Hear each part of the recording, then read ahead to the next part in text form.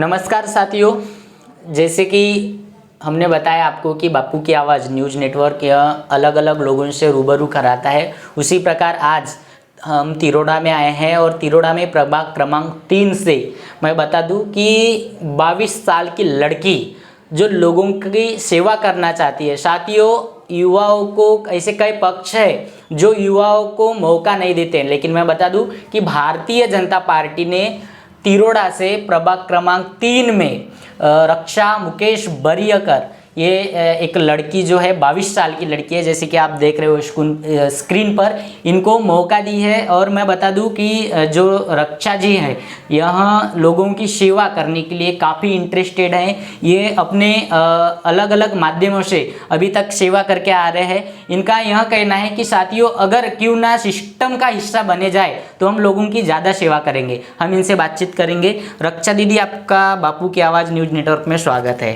नमस्कार। क्या बताएंगे, आपको इलेक्शन क्यों लड़ना है, आपको वार्ड मेंबर क्यों बनना है? वार्ड का डेवलपमेंट करना है और बहुत सारी एजुकेशंस लाना है। मेरे छोटे भाई बहनों के लिए एजुकेशन लाना है, अपने समाज के लिए कुछ करना है। और पापा जी तो पहले से ही इस सब चीज़ों में थे, पर पापा जी को देखकर मुझे ऐसा लगा कि मुझे भी करना चाहिए, बहुत सारी चीज़ों में आना चाहिए। यानी पॉलिटिक्स में अगर एक अपने पास में पावर रहेगी तो हम कुछ कर पाएंगे। बरोबर। इसलिए मुझे करना है। सबसे मेन है कि मुझे एजुकेशन लाना है अपने छोटे भाई बहनों के लिए, यानी अपने समाज के लिए, अपने वार्ड के बच्चों के लिए, अपने बड़े भैया वगैरह के लिए कुछ करना है समाज के लिए। तो आप क्या कहना चाहेंगे जनता से, ताकि आपको वो लोग वोट करें? मैं समाज से यही कहना चाहूँगी कि आज अगर मुझे वोट करोगे तो अब मुझे देखकर बाकी के भी बच्चे उत्साहित होंगे कि 22 साल की लड़की चुनाव में जीत कर आई, तो हम भी कर सकते हैं। तो प्लीज मुझे वोट करें, बहुमतों से विजय करें। साथियों, यहाँ थे रक्षा मुकेश बरियकर। इन्होंने एनर्जी के साथ अपनी प्रतिक्रिया दी है, एक नई ऊर्जा इनमें दिख रही है। साथियों, यहाँ अपने प्रभाग की सेवा करने के लिए काफ़ी इच्छुक है। इन्होंने सबसे बड़ी बात ये कही है कि एजुकेशन पर इनको काम करना है। साथियों, मैं आपको बता दूं कि अभी हमारे विदर्भ का जो एजुकेशन सिस्टम है काफ़ी नीचे गिर चुका है। अभी आपने देखा होगा कि जो गवर्नमेंट स्कूल है पूरी तरह से बंद हो चुके हैं। ऐसे गोंदिया जिले में कई स्कूल्स है, वहाँ पर बच्चे नहीं जा पाते। इन्होंने बहुत अच्छी बात कही है कि ये सबसे पहले एजुकेशन पर काम करेंगे और इनके जो छोटे भाई बहन है उनको एक सही दिशा दिलाने का काम करेंगे। हमारे साथ इनके पिताजी मौजूद है जो काफ़ी सालों से समाज सेवा कर रहे हैं, मुकेश बरियकर जी। हम इनसे भी बातचीत करेंगे। बरियकर जी, नमस्कार। आपका बापू की आवाज़ न्यूज़ में स्वागत है। क्या बताएंगे बरियकर जी, आज आपने अपनी लड़की को खड़े की है, यहाँ पर महिला सीट आने के कारण आपने इनको मौका दिया है। काश अगर पुरुष सीट आती तो आप ही खड़े होते। क्या बताना चाहेंगे आप जनता को इस बारे में? सर, मैं 2007 में चुनाव लड़ा था इस प्रभाग से। तब भी मैं लगभग 24-25 साल का था। मुझे भी एक मौका मिला था इस प्रभाग की सेवा करने का, लेकिन मुझे बहुत अच्छा प्रतिसाद इस प्रभाग की जनता ने, मतदाता ने मुझे दिया था। पर कुछ अल्पमत से मैं चुनाव हार गया था, परंतु मुझे उसका खेद न होते हुए मैंने निरंतर प्रभाग का ही नहीं, तिरोड़ा शहर में जहाँ जहाँ भी मुझे सेवा करने का मौका मिला, मुझे कहीं मौका मिला तो मैं किसी की भी मदद करने के लिए हो या किसी के स्वास्थ्य से रिलेटेड हो, एजुकेशन से रिलेटेड हो, अन्य समस्याओं पर कैसे अपन उसका तोड़गा निकालेंगे, कैसा उन लोगों को अपन मदद पहुंचाएंगे, ये निरंतर आज तक करते हुए आया हूँ। प्रभाग के मामले में मैं मुझे बोलूंगा कि जो मेरे से अगेंस्ट में लड़ करके या जीत करके यहाँ आए थे, वो पार्षद का कार्यकाल लगभग 2 बार वो नगर पालिका में वो स्वतः भी गए और उनकी पत्नी भी जीत करके गई। प्रभाग का ये हाल और ये दुर्दशा है कि ना स्वास्थ्य ढंग का है, वहाँ का स्वास्थ्य के लिए जो प्लानिंग होनी चाहिए वो नहीं है।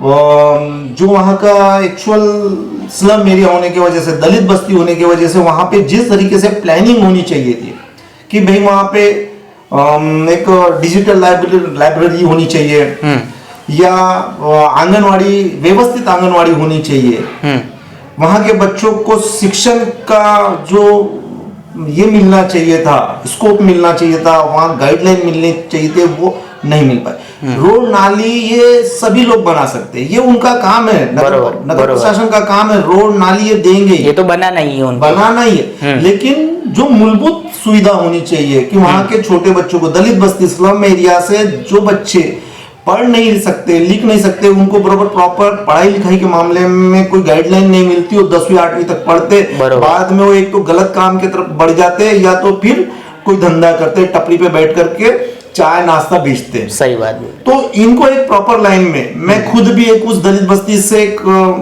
उस समाज से बिलोंग करता हूँ जिस समाज में मैं मेरी बेटी को आज आरक्षण की सीट पर 22 साल के बच्ची को आमदार साहब ने, मुझे यहाँ विजय रामलाल जी ने मुझे एक मौका दिया है सेवा करने का मेरी बेटी के माध्यम से। तो मेरा सबसे बड़ा फोकस है कि वहाँ की शिक्षा और वहाँ के लोगों के स्वास्थ्य के प्रति सजगता से प्लानिंग करके उनको स्वास्थ्य, यानी मोहल्ला क्लिनिक हो या उनको कोई बीमारी या बड़ी बीमारी होती है तो उनको पता ही नहीं चलता कि हमने गवर्नमेंट की प्लानिंग से या गवर्नमेंट की योजना को किस तरीके से लाभ लेना चाहिए। वो बेचारे कर नहीं पाते और हॉस्पिटल जाते हैं, यहाँ से हॉस्पिटल, गवर्नमेंट के हॉस्पिटल में जाते हैं, वो रेफर टू गोंदिया कर देते हैं और उनको इलाज ही नहीं मिलता है और वो इलाज के अभाव से उनका अंत हो जाता है। तो इस पर मैं प्रॉपर तरीके से काम करने का मैंने मेरा प्लान है, उसका एक ब्लूप्रिंट बना के रखा हूं मैं। अच्छा। दूसरी बात की, हमारे नगर पालिका की जितनी भी नगर पालिका की स्कूलें थी, नगर पालिका के जिनके फंड से, उन पूरी स्कूलों को इन पुराने पार्षदों ने बेच खाए। अभी तो आमदार साहब जब से आए तब से एक स्कूल का इतना अच्छा वेल डेवलप किया उन्होंने और करते भी आ रहे, उनमें डिजिटल क्लासेस चालू किए आमदार साहब ने, विजय रामलाल साहब ने, यानी एक शिक्षा के इसमें, और इसी से मुझे उनके प्रति बहुत, यानी एक बोलेंगे तो बहुत अच्छा उनसे सीख मिली कि भाई एक आमदार साहब जो नगर पालिका के स्कूलों को बढ़ा रहे ताकि वो खुद का भी स्कूल डाल सकते थे। बरियेकर जी, प्रभाग क्रमांक 3 से भारतीय जनता पार्टी से रक्षाताई और प्रणय भांडारकर जी खड़े हो रहे हैं। आपने तो बताया कि लोगों को प्रॉपर एजुकेशन देंगे, उनको स्वास्थ्य की व्यवस्था बरोबर दिलाएंगे। भांडारकर जी ने भी अलग अलग चीज़ें बताए, उन्होंने बताया कि हम प्लांटेशन करेंगे, प्लास्टिक मैनेजमेंट बरोबर करेंगे, मोहल्ला क्लिनिक यहाँ पर व्यवस्था देंगे। मैं पूछना चाहूँगा कि नगर परिषद की ऐसी कई योजनाएं होती है जो समाज के निचले हिस्से तक पहुंच नहीं पाती, जो ऊपर से ही गायब हो जाती है, उनको पता ही नहीं चलता कि ये योजना ही है, वो योजना ही है।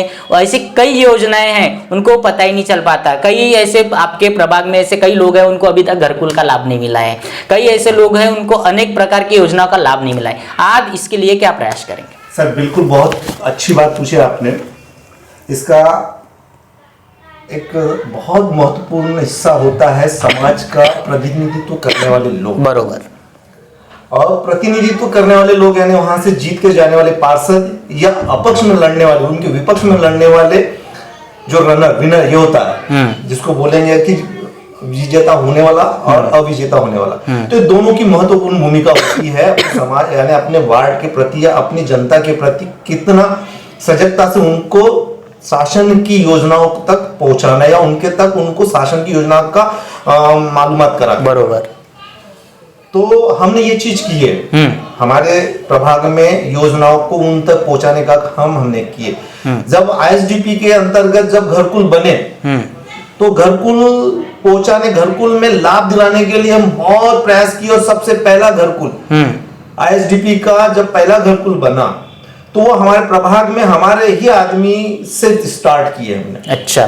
पहला घरकुल इस पिरोड़ा शहर में नगर पालिका का पहला अगर घरकुल और पहला चेक अगर देने का काम किया तो हमने हमारे प्रभाग में किया। परंतु जो जीत के गए थे पार्षद लोगों ने उसका कोई सिर्फ घरकुल दिए, लेकिन उसका इंफ्रास्ट्रक्चर जो था, नाली, रोड, वहाँ सभागृह, वहाँ लाइब्रेरी, शौचालय की व्यवस्था, वहाँ पे ग्रीनरी देना था, गार्डन देना था, ये सब का पैसा इन पुराने पार्षदों ने खा पाए। अच्छा। कोई पाइपलाइन नहीं की, नल यानी जिस तरीके से उनको आईएसडीपी के अंतर्गत नल से भी पानी देना था, वहां टंकी बनाना था, टंकी हमारे एरिया में बन गई, लेकिन उसकी पाइपलाइन आज तक नहीं हुई। अच्छा, पानी की भी बहुत ज्यादा समस्या है आपके वार्ड में, प्रॉपर तरीके से पानी नहीं मिल पाता लोगों को, बिल्कुल सर।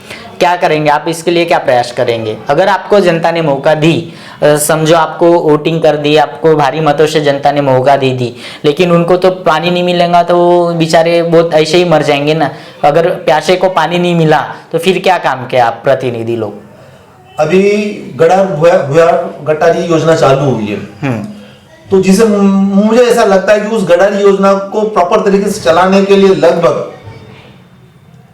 प्रति हेड 100 लीटर से 150 लीटर का पानी लगेगा प्रति हेड, क्योंकि गटारी भुया योजना को फ्लो में यूज करने के लिए 100 लीटर से 150 लीटर प्रति हेड पानी लगेगा, यानी एक कुटुंब में अगर 10 आदमी है तो उसको 1500 लीटर पानी लगेगा। बरोबर। और इस पानी को उस घर तक पहुंचाने के लिए हमारे पास आमदार साहब है विजय रामडाले जी, इसका बहुत अच्छा उनने अभ्यास करके भुयारी गटर लाइन जो यूज लगा लाए, बरोबर। तो पानी भी पहुंचाएंगे वहां तक। अच्छा, बिल्कुल हमारे, और हम प्रयासरत रहेंगे कि हम अगर जीत के जाते, नहीं भी जीत के जाए, सफलता और विफलता दोनों मिलती है, विफलता भी मिली तो भी हम अपने एरिया के लिए ये प्रयास करेंगे कि उनको पानी समय पे और अच्छा पानी दे पाए, ये हम लोग प्रयास। ऐसे कई पार्षद है, एक बार जीत के आ गए तो बाद में फोन ही नहीं उठाते, फोन पर बताता है कि सद्या वो उपलब्ध नहीं, कहीं आप तो ऐसा नहीं करेंगे? नहीं, मेरे मामले में मैं तो पार्षद नहीं था, हाँ। पर मैं लगभग 2007 से लेकर के आज तक। बरियाकर जी, ये सवाल इसलिए किया है कि अगर किसी आपके वार्ड मेंबर को, वार्ड में रहने वाले लोगों को प्रॉब्लम हो तो अभी का अगर कांटेक्ट करने का एकमात्र जरिया है तो वो है फोन, और फोन पर हम कम टाइम में ज्यादा से ज्यादा मदद कर सकते हैं, लोगों तक पहुंच सकते हैं, लोगों से के साथ संपर्क कर सकते हैं। यदि आपने उनका कॉल ही रिसीव नहीं किया या आपने उनके साथ संपर्क नहीं रखा तो आपके मेंबर्स भारी प्रॉब्लम्स में पड़ सकते हैं, तो क्या आप उनके लिए 24 घंटा अवेलेबल रहेंगे? मैं प्रकरण बताता हूँ, लगभग 2009 या 2010 का प्रकरण है। मैं जिस समाज से बिलोंग करता हूँ, समाज के कुछ लोग भूरा टोला में रहते थे, बरोबर। तो गांव के कुछ उनके साथ वाद विवाद, उनका या गांव वालों का वाद विवाद हो गया, 12 बजे रात में उनको भगा दिया गया था गांव से, पूरा परिवार भगा दिया गया था। वो आदमी 5 किलोमीटर 7 किलोमीटर से मेरे घर को दौड़ते भागते आए। उसके बाद में जब मेरे साथ उनने संवाद किए कि भाऊ उनने मारपीट की है, हमें गांव से भगा दिए गए, 12 बजे रात को मैं बहुत नींद में था, और उस दिन शायद मैं किसी फंक्शन से आया तो थका रहा था, सोया, लेकिन जब मुझे तब शायद फोन होने सीधे घर को आए, तो मैं उसी समय रात को 12 साढ़े 12 उनसे संवाद होते, तब 12 साढ़े 12 1 बज गया था। मैं उनको लेकर के थाने गया, थाने में जो भी उनसे संवाद हुआ, जो प्रक्रिया करना था, प्रकरण था दूसरा, मैटर था दूसरा, लेकिन मैंने उनको डीवाईएसपी इंगड़े साहब थे उस समय, बरोबर, तो इंगड़े साहब और थानेदार थे, थानेदार के साथ उनको बिठाल करके वो पार्टी को भी बुलाया और उनके साथ में बैठ करके हम हमारी ही पक्ष नहीं रखे, उनका भी पक्ष सुन ले कि ये बात क्यों हुआ। तो हम अवेलेबिलिटी हर समय रखते हैं, वो कोई भी हो, रात में हो, देर रात में हो, कभी भी। इन फ्यूचर हमको मिले मौका न मिले, फिर भी हम जनता के लिए, हम अपने मतदाता के लिए, मैं प्रभाग के लिए नहीं, पूरे शहर में कहीं पर भी कोई भी मुझे अगर रात को बेरात को फोन करके भी उठाता है, मैं उठ के जाता हूँ। क्या कहना चाहेंगे आप अपने प्रभाग के जनता से? प्रभाग की जनता को तो मैं और मेरी बेटी दोनों ही विनती करते हैं कि मेरी बेटी को एक मौका दे के देखिए, मत दे करके, वोट दे करके जिताइए।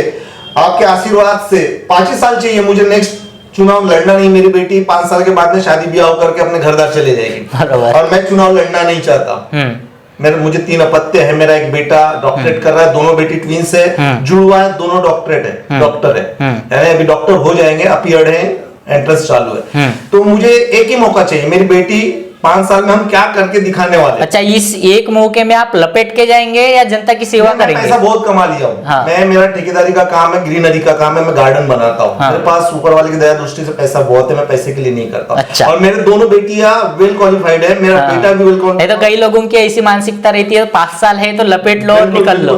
तो इस मुद्दे पे हम पैसा कमाने के लिए नहीं जा रहे। हमें कुछ अपने समाज के लिए, यानी समाज यानी जात नहीं, मैं हम जिस प्रभाग से आते हैं हमारा बिल्कुल समाज बिल्कुल को, बिल्कुल सही बात। हम उस प्रभाग से उस समाज को अच्छी दिशा और दशा की तरफ लेके जाना है। मैं आपको कुछ वीडियो शेयर करूंगा, कुछ फोटो शेयर करूंगा कि जिसमें प्रभाग से रहता हूं, वहां कितनी गंदगी है। लोग वो गंदगी में अगर कोई एक आध कुछ बीमारी तैयार होगी तो प्रशासन कवर नहीं कर पाएगा, उसको बचा नहीं पाएगा। इस तरीके से समस्या है। तो हम पैसा कमाने के लिए नहीं जा रहे, हम सेवा करने जा रहे हैं। पैसा मैंने बहुत कमा लिया हूं, मेरे छोटी सी उम्र में मेरी बेटियां दोनों डॉक्टर है, मेरा बेटा डॉक्टरेट कर रहा है मेडिसिन में। तो मुझे पैसा यहां से कमाने की जरूरत नहीं है। मेरा बेटा डॉक्टरेट बन के जाएगा, 5 लाख रुपए महीने का आदमी रहेगा, मेडिसिन में डॉक्टरेट हो रहा है। मेरी बेटिया डॉक्टर है, ऑलरेडी वो 1 लाख रुपए महीने की डॉक्टर रहेगी। तो मुझे पैसे की जरूरत नहीं है, पैसा मेरे पास ऑलरेडी है। और मेरे पूर्वज का मेरे पास बहुत है, मेरे पास 1.5 एकड़ जमीन है जो फ्रंट तिरोड़ा के बीचों बीच में है। 2 करोड़ रुपए एकड़ की जमीन है। मुझे पैसे की आवश्यकता नहीं, मुझे पैसा कमा के कहां जाऊंगा। साथियों, यह थे मुकेश बरियेकर और रक्षा मुकेश बरियेकर, जो कि प्रभाग क्रमांक 3 से अनुसूचित जाति गट अ महिला आरक्षित सीट से यह उम्मीदवार है। साथियों, इन्होंने अपनी मन की बात आप तक पहुंचाई है। अब देखना यह बाकी होगा कि जनता मौका देती है या नहीं देती, जनता इनको सपोर्ट करती है या नहीं करती, यह देखने लायक रहेगा। तब तक के देखते रहिए और बने रहिए बापू की आवाज न्यूज नेटवर्क के साथ।